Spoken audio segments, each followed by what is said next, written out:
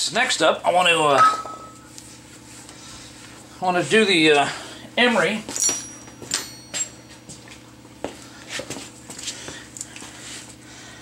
And test fit the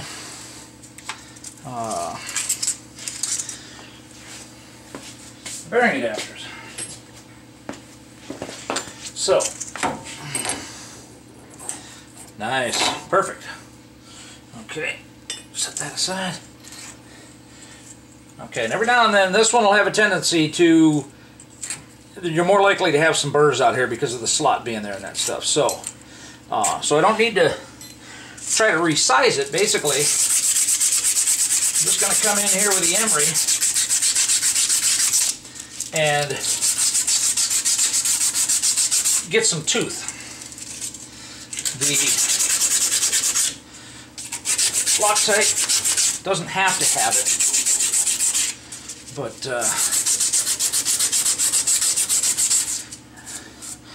we'll do it anyway. So,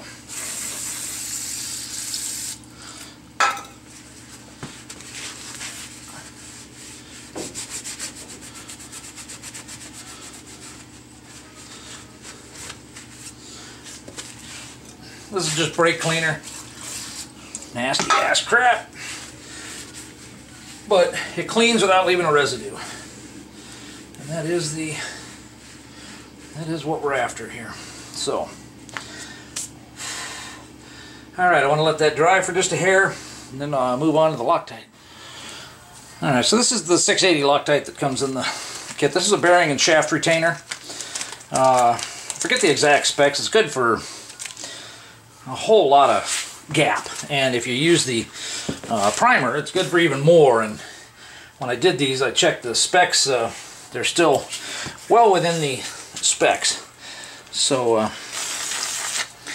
something else you want to do real quick is wipe out the bearing adapter as well, just to make sure that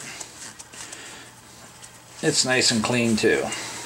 And it's got a machined surface, so it's not quite as polished smooth as the spindle was, so there's no real need to go back and try to Scotch-Brite it, or emery cloth it or whatever. So,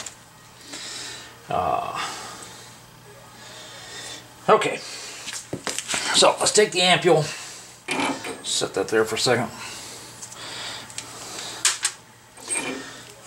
So I'm going to put it on the top half toward the front here, and then I'm going to go in here and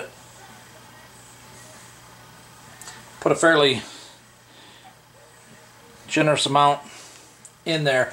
So and actually I can go all the way around in here, and this is the first edge to go on, so that's why I'm putting it there, and then try to get it on there carefully, and then just give it a little wiggle. I've got another video showing doing this on the bench and that stuff, and you can just do that. These are the towels their bearing adapters are typically wrapped in, so just make sure you don't have any hanging off there. And this is the rubber band that comes in the kit, so that's just to make sure that, you know, it doesn't walk its way off while it's still wet, you know, if your car is parked at an angle or something like that.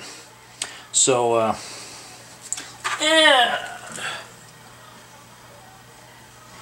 let's put some on there.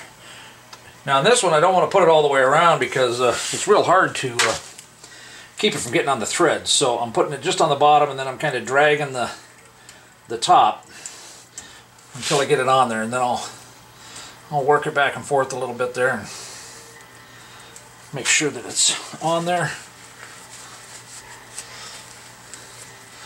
So I'll wipe the excess off there, but then I also want to make sure that I go around the threads to make sure that I didn't wipe a bunch of that off onto the threads.